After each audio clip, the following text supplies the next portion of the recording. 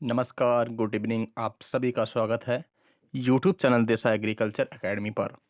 आज की वीडियो बहुत ज़्यादा इम्पोर्टेंट है बीएससी एजी फिफ्थ सेमेस्टर वाले विद्यार्थियों के लिए। गंदी बग ऑफ राइस, ये वो क्वेश्चंस हैं जो एक बार नहीं कई बार परीक्षाओं में ये क्वेश्चंस आपसे पूछा गया है। उम्मीद जताता हूँ कि क्वेश्चंस कल जब आपका एग्जाम होगा तब भी ये क्वेश्चंस आपको देखने को मिलेगा। तो वीडियो बहुत ज़्यादा इंपॉर्टेंट है, एंड तक आप लोग बने रहना। एक और ज़रूरी बात, आप सभी लोग जो है दिशा एग्रीकल्चर एकेडमी का व्हाट्सएप ग्रुप ज्वाइन कर लीजिए, ठीक है ना।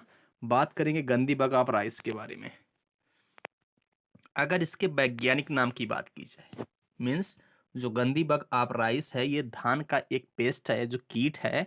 इसका वैज्ञानिक नाम क्या होता है? लेप्टोकोराइजा बैरिकॉर्निस। अच्छे से याद कर लेना, मोस्ट इंपॉर्टेंट है ये। इसके बाद जो राइस गंदी बग, इसका ऑर्डर क्या है? तो ऑर्डर इसका क्या होता है? हेमीपटेरा होता है। अब जिस भी कीट का ऑर्डर हेमीपटेरा है उसका सब ऑर्डर क्या होगा? होमोपटेरा होगा। तो सब ऑर्डर क्या हुआ? होमोपटेरा हो जाएगा, ठीक है ना। फैमिली की बात की जाएगी तो कोराइडी, यानी डिस्क्रिप्शन है इसका, कीट का जो परिचय है वो क्या है कि लेप्टोकोराइजा बैरिकॉर्निस, तो इसका वैज्ञानिक नाम है। ऑर्डर हेमीपटेरा है, सब ऑर्डर होमोपटेरा है, और फैमिली की क्या है? कोराइडी है। इतनी बात यहाँ पे क्लियर है अभी, ठीक है।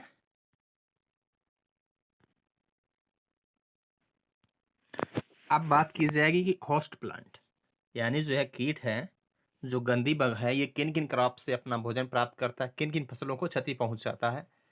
मुख्य रूप से गंदी बग राइस का है, लेकिन साथ ही साथ में ज्वार, बाजरा, मक्का आदि क्रॉप्स को भी ये हानि पहुंचाता है, ठीक है। नेक्स्ट पॉइंट की बात की जाएगी डिस्ट्रीब्यूशन, यानी जो राइस बंदी गंदी बग कीट है, जो गंदी बग राइस का कीट है, ये किन किन देशों और किन किन राज्यों में पाया जाता है। तो यह गीत नहीं बल्कि यह कीट होगा। तो यह कीट भारतवर्ष के लगभग सभी राज्यों में पाया जाता है, लेकिन मुख्य रूप से आसाम, बिहार, उत्तर प्रदेश, मध्य प्रदेश, राजस्थान, दिल्ली, तमिलनाडु, उड़ीसा तथा केरल आदि राज्यों में पाया जाता है। यानी जो ये कीट है इंडिया के कई स्टेट में पाया जाता है, जैसे आसाम हो गया, बिहार, उत्तर प्रदेश, मध्य प्रदेश, राजस्थान, ठीक है ना। भारतवर्ष के अतिरिक्त यह कीट जो है बर्मा, चीन, बांग्लादेश आदि देशों में भी पाया जाता है। यानी ये मोस्ट डेंजर कीट है, मोस्ट डेंजर और हार्मफुल कीट है राइस की क्रॉप का। बहुत हानि पहुंचाता है क्रॉप को, ठीक है ना। नेक्स्ट हेडिंग इसके अंतर्गत पढ़ेंगे हम लोग डैमेज एंड इम्पॉर्टेंस। ये काफी इंपॉर्टेंट हेडिंग है। क्षति एवं महत्व, डैमेज एंड इम्पॉर्टेंस, यानी यह कीट क्रॉप्स को कैसे डैमेज करता है, क्या महत्व है, जानते हैं। यह कीट जून के महीने में तो दृष्टिगोचर होता है, यानी यह जो कीट है गंदी बग जून के महीने में कतई नहीं दिखाई देता है, लेकिन वर्षा शुरू होते ही घासों में अंडे देना शुरू कर देता है। यानी जून माह में तो दिखाई नहीं देगा, जैसे ही बरसात होती है उस समय ये क्या करता है, अपने अंडे घास में दे देता है, और जैसे ही धान के पौधे उगते हैं, है ना, तो ये कीट उन पर पहुंच जाता है। इस कीट की प्रौढ़ तथा शिशु दोनों ही हानि पहुंचाते हैं, क्योंकि इनके जो मुखांग होते हैं वो चुभाने और चूसने वाले होते हैं, ठीक है ना। यह कीट क्या करता है, कोमल पत्तियां हैं या फिर ट- कोमल पत्तियां हैं या फिर टहनियां हैं, है ना, उनका रस चूसकर हानि पहुंचाता है। प्रभावित पत्तियां क्या है, पीली पड़ जाएंगी, कमजोर हो जाती हैं। यह कीट मुख्य रूप से दुग्धावस्था में हानि पहुंचाता है। इन कीटों के शरीर से एक विशेष प्रकार की बदबू निकलती है, जिसकी वजह से इसका प्रकोप खेतों में आसानी से जाना जा सकता है। इसी कारण इस कीट को क्या बोलते हैं, गंदी कीट बोलते हैं। यानी जब यह कीट दुग्धावस्था पर क्रॉप को हानि पहुंचाएगा, उस समय ये बदबूदार मधुस्राव करते हैं, जिससे क्या महक आती है खेत में। इससे समझ जाते हैं कि खेत में किस कीट का अटैक हुआ है, तो गंधी बग का। ऐसे इसकी पहचान आसानी से लगाई जा सकती है, ठीक है। चलिए फिर लाइफ साइकिल की बात करी जाएगी। यहाँ पे गंदी बग की लाइफ साइकिल की हम लोग बात करेंगे, तो इसका जो जीवन चक्र है वो 3 अवस्थाओं में मुख्य रूप से कंप्लीट होता है, एक्स, निम्फ और एडल्ट। यानी इस कीट में कौन सी मेटामॉर्फोसिस होती है? इनकम्प्लीट। इनकम्प्लीट मेटामॉर्फोसिस पाई जाती है गंदी बग में। इनकम्प्लीट मेटामॉर्फोसिस का मतलब ये है कि जिस जिस कीट का जीवन चक्र 3 अवस्थाओं में पूरा होता है उसको बोलते हैं इनकम्प्लीट, और कंप्लीट बोलेंगे जिसका जीवन चक्र 4 अवस्थाओं में पूरा होता है। ठीक है ना? इन्फेस्टेड प्लांट आप देख सकते हो, जो यहाँ पे जो बाली होगी उसमें दुग्धावस्था पर ये हानि पहुंचाएगा, ये कीट है। इस प्रकार से इन्फेस्टेड प्लांट, ये फिगर आपको डायग्राम जरूर बनाना है एग्जाम्स में, जब आप पेपर देंगे तो आप डायग्राम जरूर बनाना है। ठीक है? देख सकते हो डायग्राम के अकॉर्डिंग आप लोग टोटल लाइफ साइकिल इन 21 से 31 डेज, यानी जो राइस गंदी बग है इसका टोटल जीवन चक्र होता है 21 से 31 दिन का होता है, और इनकम्प्लीट मेटामॉर्फोसिस पाई जाती है ना? एग है, निम्फ, एडल्ट, है ना? और 4 generation in a year paddy.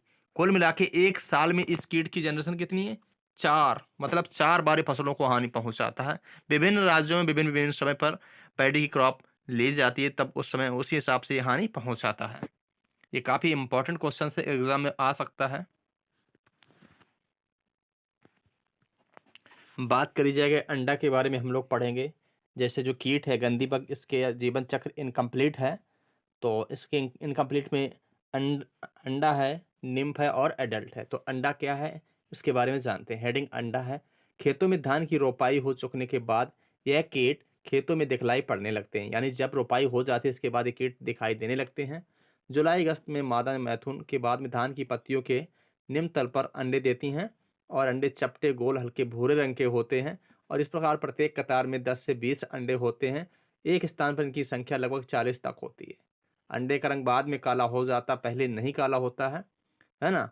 अंडा तापक्रम और मौसम के अनुसार 4 से 7 दिन में परिपक्व होकर फूट जाएगा, जिनसे हल्के रंग के शिशु निकलेंगे।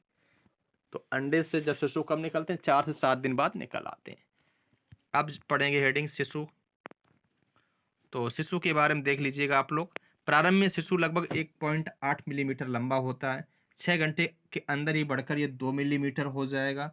रेंग कर चलते हैं, मुलायम पत्तियों और टहनियों का रस चूसते हैं। एक कीट प्राण बदलने के लिए 5 बार मोल्टिंग करते हैं। तृतीय अवस्था से ही इनके शरीर पर पंख कलिकाएं आ जाती हैं। अब जो हेडिंग पढ़ी जाएगी प्रौढ़। प्रौढ़ के बारे में क्या है?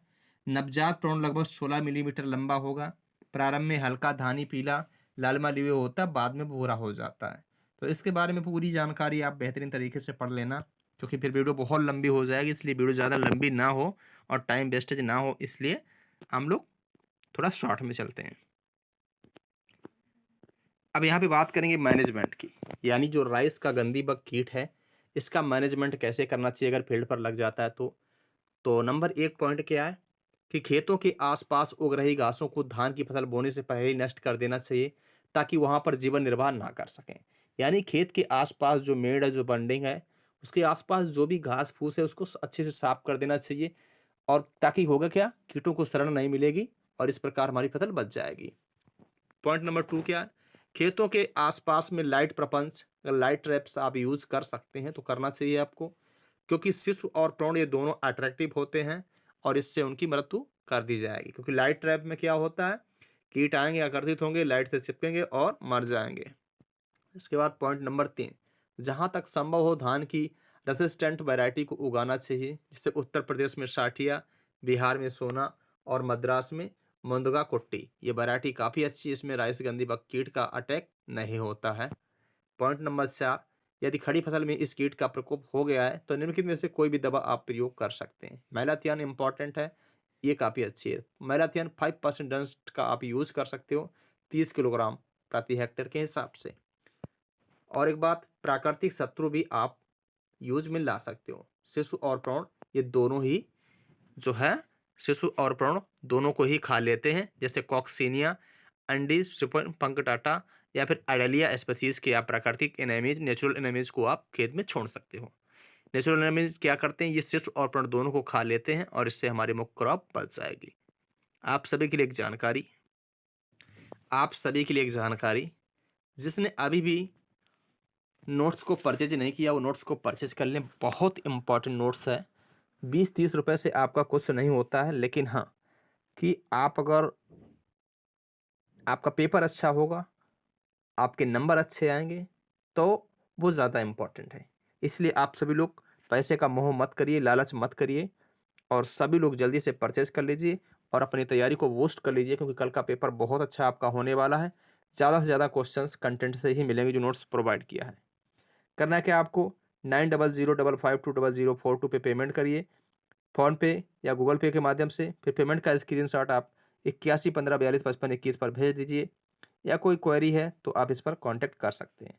25% की डिस्काउंट है, अब ये केवल ₹30 में मिल रहा है, तो इसे आप परचेज़ कर लीजिए। थैंक यू, मिलते हैं भाई नेक्स्ट वीडियो में।